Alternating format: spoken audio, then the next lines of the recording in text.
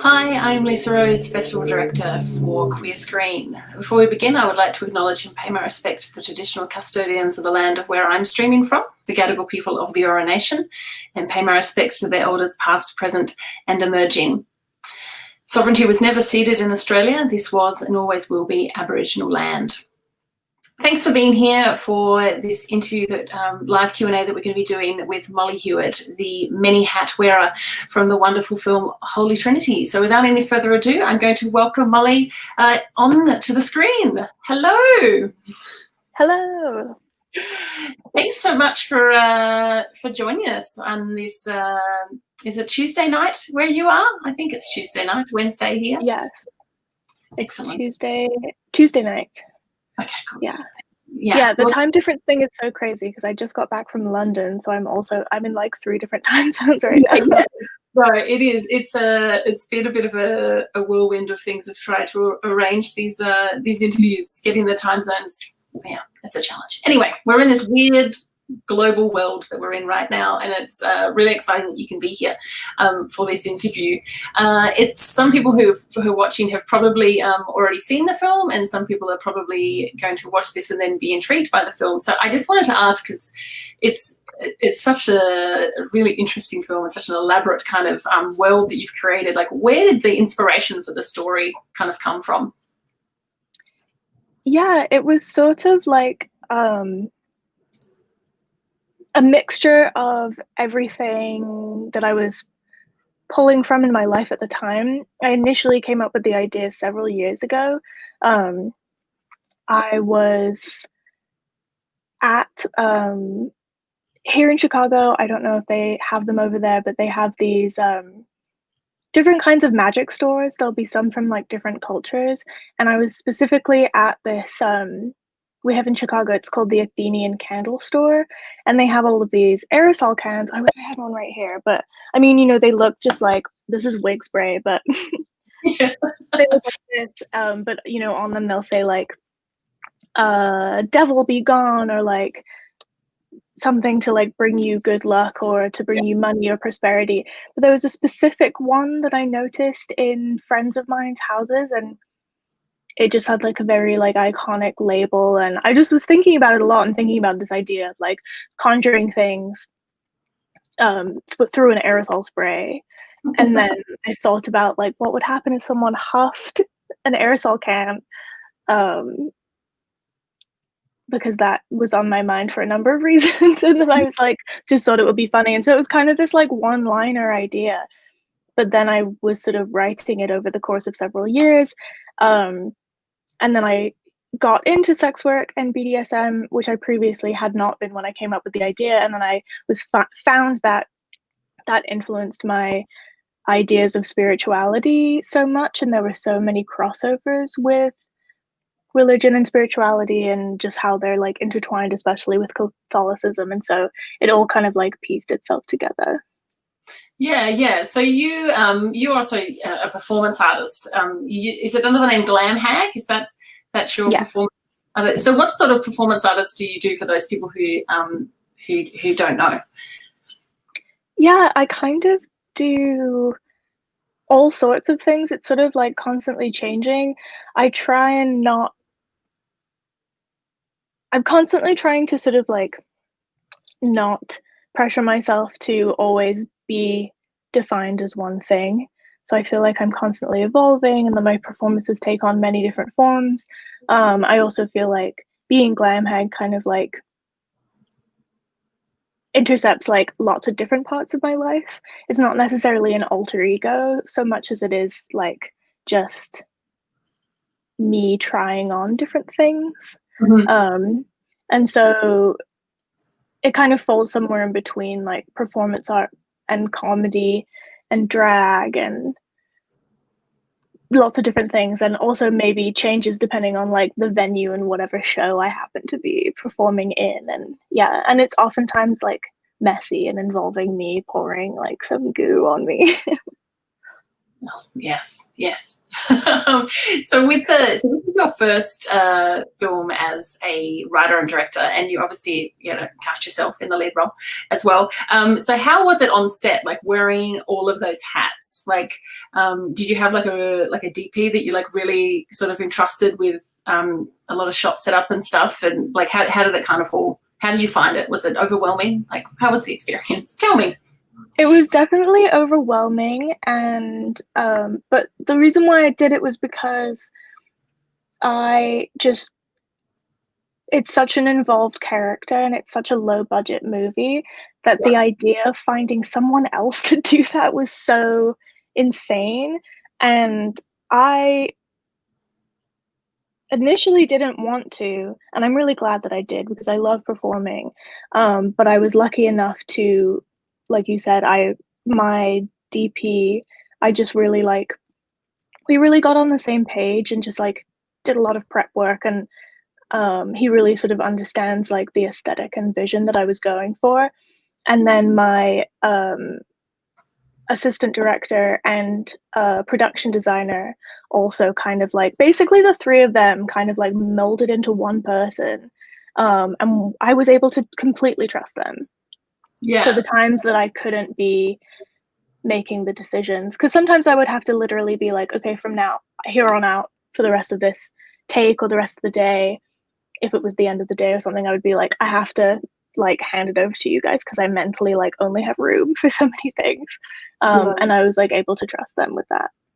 Yeah, so the production design is just, it's worth the price of admission alone just to watch this amazing use of color and the checkerboards. And can you just talk a little bit about the production design?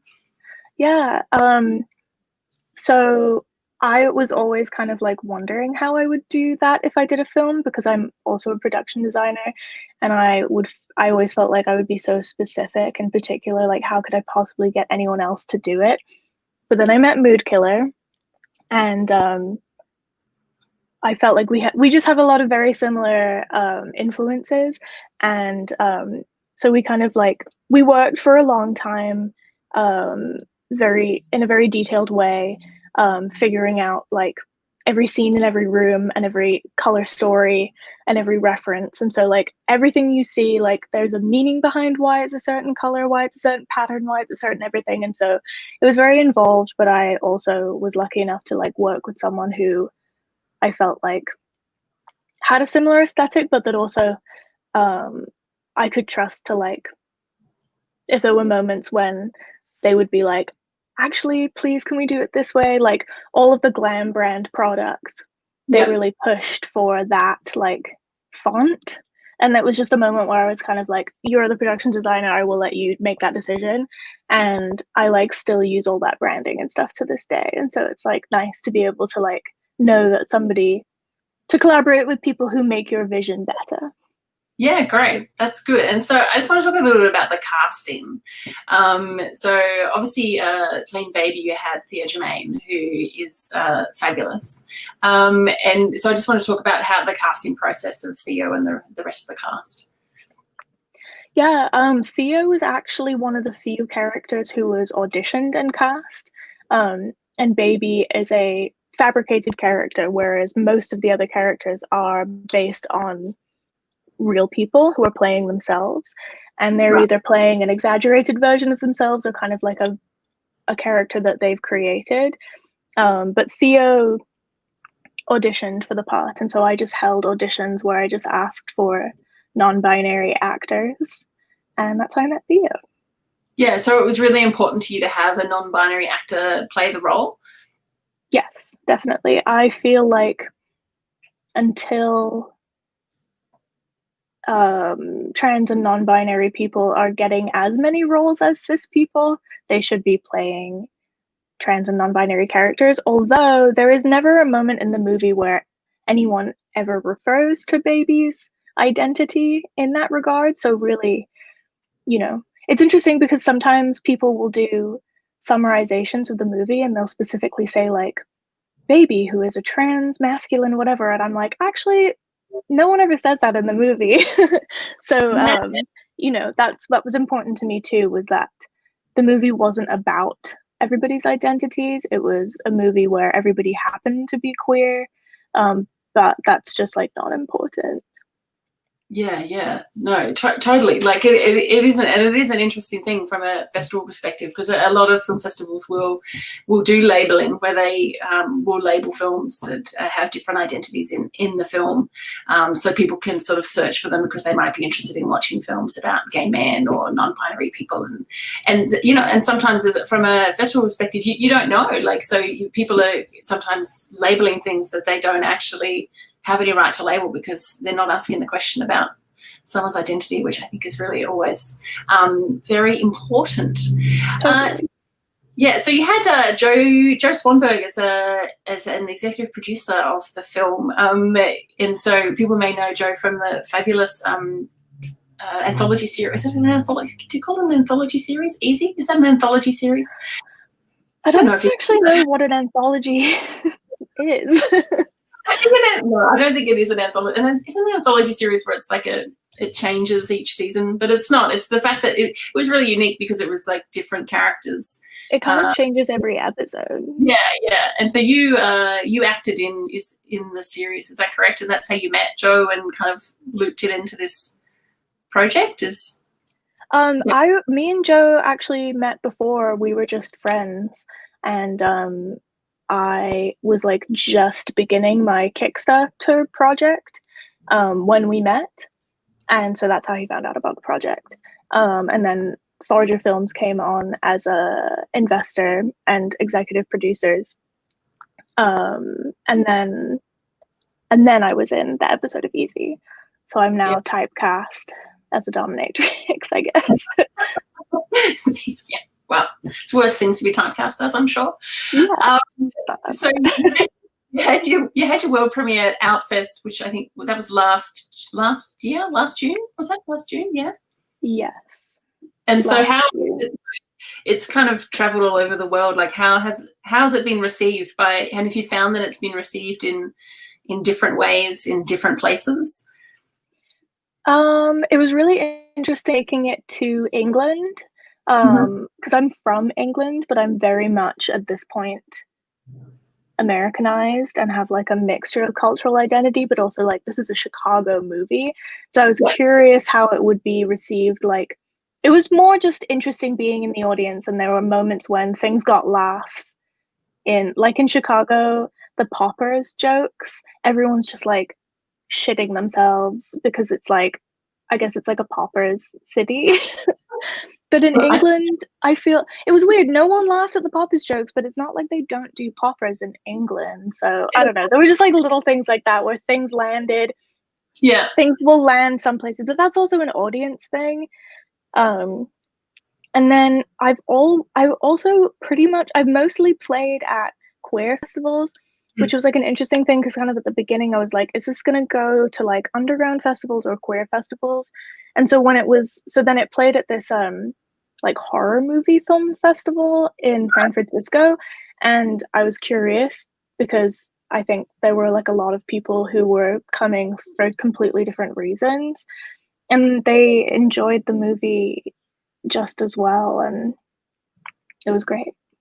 Yeah, that's good. So what is it that you like, as a final kind of wrap up question, like what is it that you would like, you know, people walking out of the cinema or folding down their laptop in the world we are now, like what is it that you want them to kind of have got from the film? I think it depends on who's watching it, because I definitely would, you know, I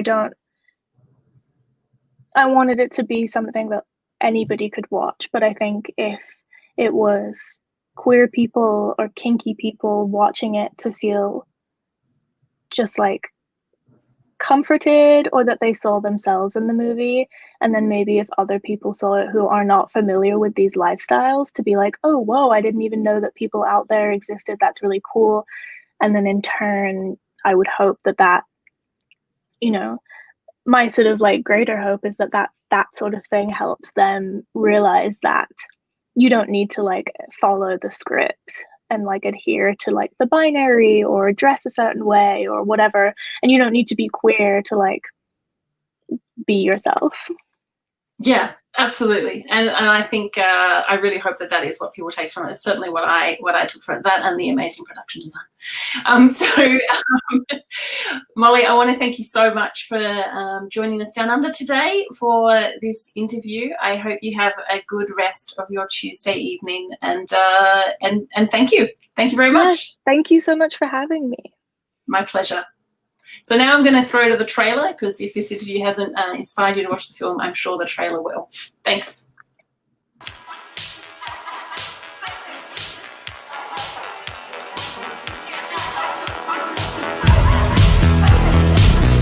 Maybe you shouldn't use that spray anymore.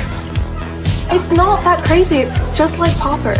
It's not the same thing as poppers. Oh my god, you can fucking hear me. If this thing really is a gift, then why are you letting it get in the way of things that are already good? I can hear dead people. Are you fucking kidding me? Girl! You can't charge people for this. It's a gift. Carol! All I want to do right now is sleep. Trinity, you're in danger, girl.